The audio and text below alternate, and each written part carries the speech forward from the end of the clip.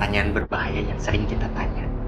Tuhan, kenapa Engkau menghukumku?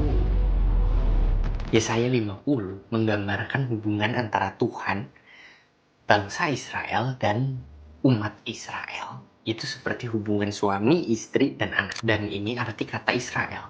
Pertama, kita harus paham dulu kalau kita lagi dapat masalah, itu karena kita nyeleweng.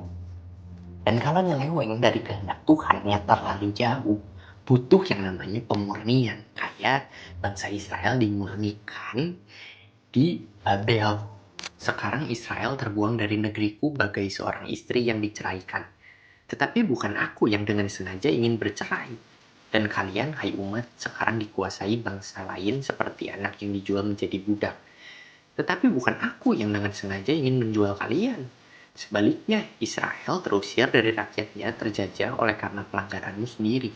Sebab kalian melanggar perjanjianmu denganku. Kenapa sih kita harus ikutin kehendak Tuhan? Karena Tuhan tuh pencipta kita. Tuhan tahu apa yang terbaik buat kita. Dan Tuhan juga berjanji untuk menjaga kita, menyediakan segala kebutuhan kita, keamanan kita, dan lain sebagainya untuk menjalani kehendaknya.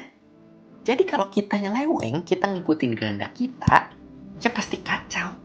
Itulah kenapa kita harus ikutin kehendak Tuhan. Karena Tuhan pengen kita hidup sejahtera, bukan menderita. Dan kalau kita udah nyeleweng dan hidup menderita karena banyak masalah, minta tolong ke Tuhan. Tuhan juga ketok-ketok sudah berkali-kali. Aku datang kepada kalian, memanggil-manggil kalian untuk kembali kepadaku. Tetapi kalian tidak juga bertobat. Apakah pikirmu aku tidak sanggup menyelamatkan? Menurutmu aku tidak mampu membebaskan?